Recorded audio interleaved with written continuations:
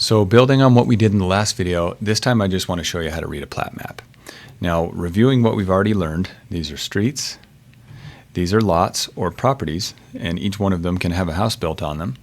We've got property lines, and we can see that they've each got specific distances. In this case, the right and left side of that property, and I call that left and right because if I were standing in the road looking at the property, this would be the right and the left side. But the distance there is 124.67 feet. And that's kind of a strange way to write feet, but that's how engineers and surveyors do it. So this is called decimal feet. It's not fractional feet and inches like we're used to. But fortunately, Revit can understand that type of a distance, so it works for us too. Okay, if we zoom out, you'll notice that there's a name for the subdivision, scale, a north arrow, and then we've got a legend, which usually contains some pretty important information, such as a PK nail, which is just a great big nail that's been pounded down into the ground. Hopefully it won't move around or shift, and hopefully it for the most part, it doesn't even get touched. It's ignored until somebody's got to go out there and say, well, you want me to build this subdivision? Okay, well, here's the land, but I kind of need to know where to start. You know, how do I align this very lot with where it's supposed to be in the real world? And that's what a point of beginning is for, or some kind of a control point, and that's what that is. I didn't find that control point on here. You can look around. I didn't look very hard, but you can see here's a symbol, quarter section, corner, as noted, and that's some kind of an identifier also.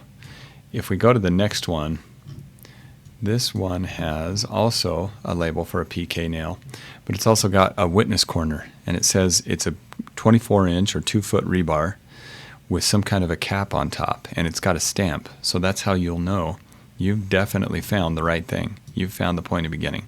And here's our witness corner in this case. Okay, and it looks like there's some other identifier here, and look, there's our PK nail.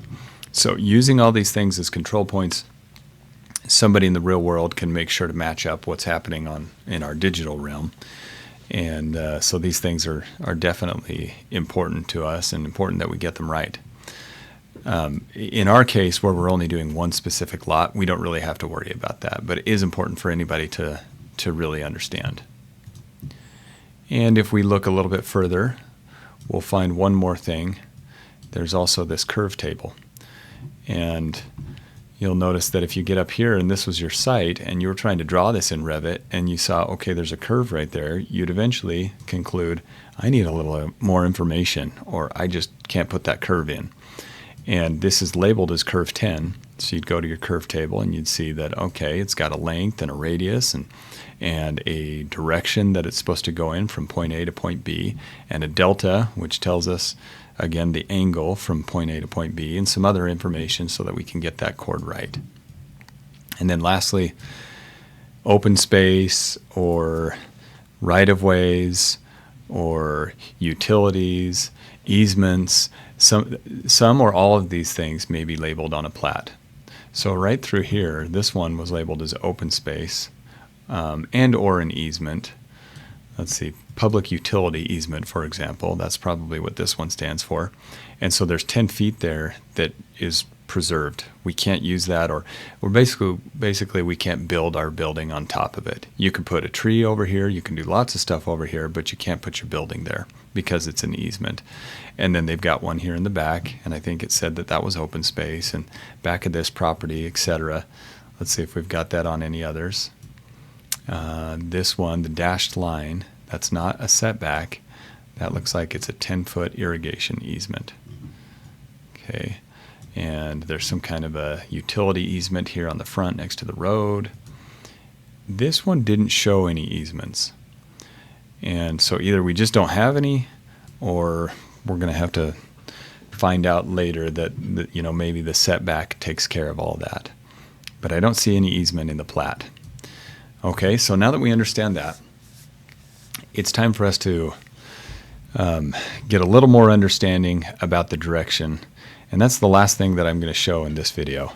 In the next video, I'll show you how to actually enter your lot boundary into Revit. But for right now, we just want to know what do these things mean? What is the true direction?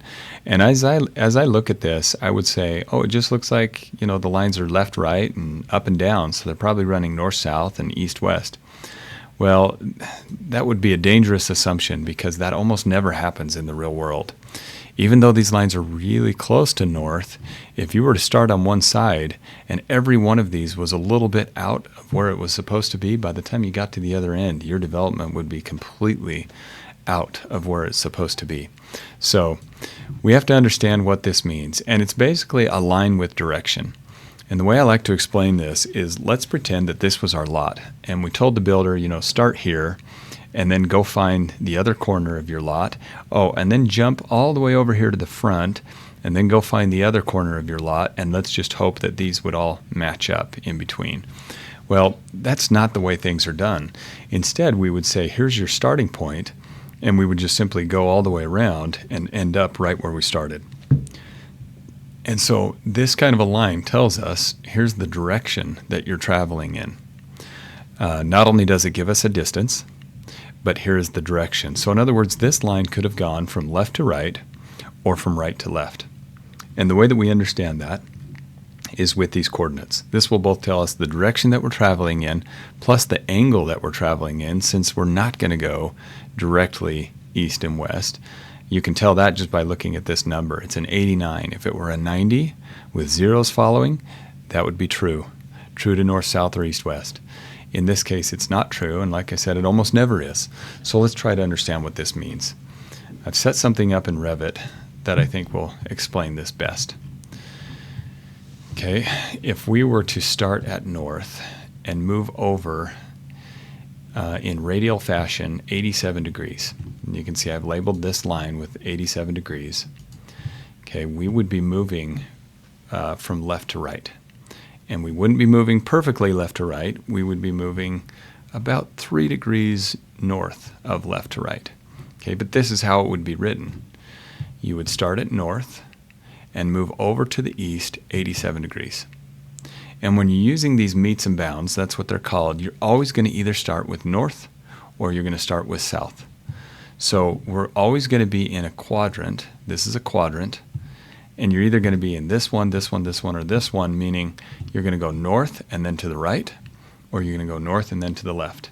Down here, you're going to go south and to the right, or you're going to go south and then to the left. But that's the only format that you'll ever see this in. North or south comes first, then a degree, then east or west.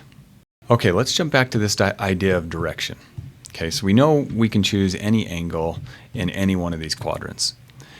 But in our case, because we started north and went to the right or east, we're moving from left to right.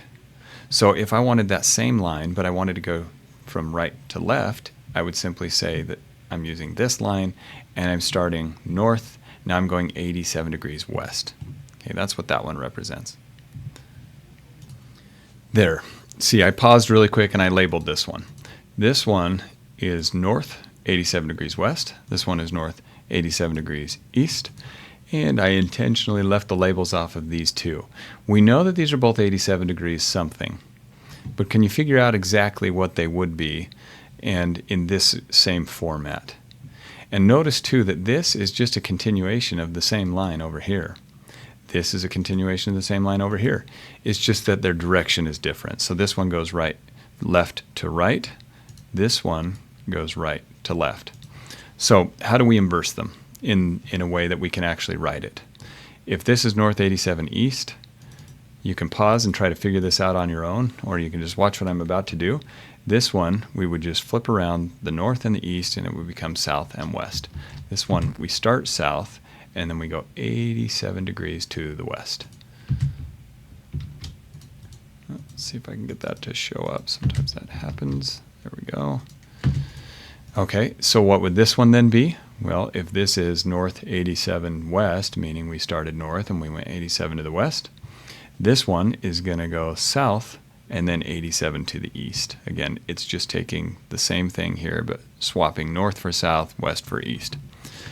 Okay, let's take this one step further, and let's try to understand that we're only ever going to deal with 90 degrees. and I've taken one quadrant here and I've divided it 90 times. You can never go more than that, because you can't say we're going to start north and go 95 degrees to the east. And that would put you over here, and now you'd actually be down in the south quadrant, or the south half. So that's not a way you'll ever see it noted here. In this quadrant, we've got 90 degrees to work from, and the same could be said in all these other quadrants if I had subdivided them this same way. Okay, the problem is this really works well until you get down to 87 and 88, which is what you're looking at here, and you say, what if I have to go somewhere in between? You know, what if there's a property line that just doesn't follow 87 or 88 exactly? What we would do in that case is we would take the distance between 87 and 88 and we would subdivide that 60 times. And I couldn't do that for you, and so instead I just divided it 4 times. That'd be way too many lines for Revit to display here. But if we divide it 60 times, what does that remind you of? There are 60 minutes in an hour. So we're actually going to call these minutes. And here, because I divided it into fourths, this would be 15 minutes, 30 minutes, 45 minutes, and here we hit the 88th degree. We're at 60 minutes. Okay, so this line now I'm labeling as north, 87 degrees and 30 minutes to the east. 30 minutes meaning it's directly in between 87 and 88. Okay, and because you have to envision there are actually 60 of these, boy, we can really fine-tune this now. We should be able to hit whatever line we need to in whatever direction. Except that experience has told us we still can't. So what we're going to do is we're going to take whatever we divided 60 times. Imagine that there was a line right in here and it was 1/60th of this actual distance. And we're going to take that teeny tiny little sliver and we're going to divide it 60 times again. And I couldn't do that. Once again, I was not able to do that for you. It's just too many lines. But let's just pretend on this next scale that this is 1 minute between here and here. And then I'm dividing that again, in this case 4 times, though in reality it would be divided 60 times. So I would now have, in this case, 30 minutes, and this would be 15 seconds, this would be 30 seconds, and this would be 45 seconds, and this would be a full minute. Now, again, this is not accurate. It was just too small of a space for me to work in. So you can still understand the concept, I think. And this is what it would look like at that point. We'd be going north, 87 degrees to the east, with a slightly, we're going to go a little bit more than 87. We're going to go halfway, and then we're going to go even a little bit more than that. So we're going to go 87 degrees, 30 minutes, and 45 seconds to the east. Okay? And what would be the inverse of that? That's if we were moving right to left. If we were going, this is if we were moving left to right. If we wanted to go right to left, then it would simply be south 87 degrees, 30 minutes and 45 seconds to the west. Okay, now that you understand that, let's go back and let's study our plat. Where is my plat? Here it is. Okay. What would this line then be? Well, they didn't label it. And there would have been too many labels all over this plat if they had tried to. So what they're doing instead is they're just labeling it one time. And they're pretty much saying every line follows this same path. So in my case, let's not go back to that one over there. Let's use one that's closer to this line. In my case, this line, instead of being due east, it's just a little bit north of due east. It's 89 degrees, 48 minutes, and 3 seconds. So it's less than 1 degree off of due east, but it is less. And I have to think about, okay, so that would mean that this line is traveling that way, this line is traveling that way, but I know only one of them can do that because we want to go in a full circle or all the way around. So this one we could say we're going to start here and we're going to go from left to right. And then I'll get to this segment in just a minute. But then we're going to go back this way, and so that bottom segment would have to be south 89, 48, 03, and then to the west. See, it's simple. Anybody can do this. Okay, and now let's go look at what the north and south lines would be. Somewhere in here, they got to be labeled too, and here it is. So these ones are 0 degrees off of north. And which way are they going, right or left? It looks like they're going to the west. So this is going straight up and then just a little bit to the left or the west, and not even a full degree, less than 1 degree, but 19 minutes and 14 seconds to the left. Okay, and again, if we were trying to go all the way around us a lot, we might have to switch that so that it ends up going south and east instead of, in this case, north and west. Okay, and then look around and use whatever clues and cues you can, because like some of these have the little 45 degree on them, and you wouldn't know what to put for that unless you found this over here. So that's what the true angle of both of these is. This one is just going in a different direction, right? This one would be, it looks like it's north and east. This one is north and west. Okay, and let's go see how it looks on some of the other ones. Okay, this one has no angles, but it does have north and then also almost due north, but just a little bit to the right, to the east. Okay, and then this one here, this one's got some angles. So you can see here's where we actually get less than a degree. We get 37 degrees, 22 minutes, and 9 seconds to the west. So this one, it looks like it starts down here because it's going up and then to the west for 355.77 feet. Okay, and there's another angled piece here. If we wanted to know what each one of these are, they're all labeled. So I can see that I'm only 2 seconds off of being true north or due north on this one. And then what do I have? This one is not labeled other than the road is labeled. And all of these property lines are going to follow the road. So all you would need to know is what is the road.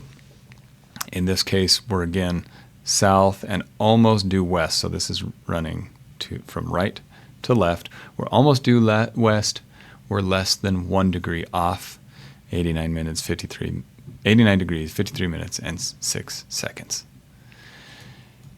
Okay, that's enough for you to just fully grasp and understand what's happening before we now go into Revit, and we're going to start entering this stuff into Revit. That'll be in the next video.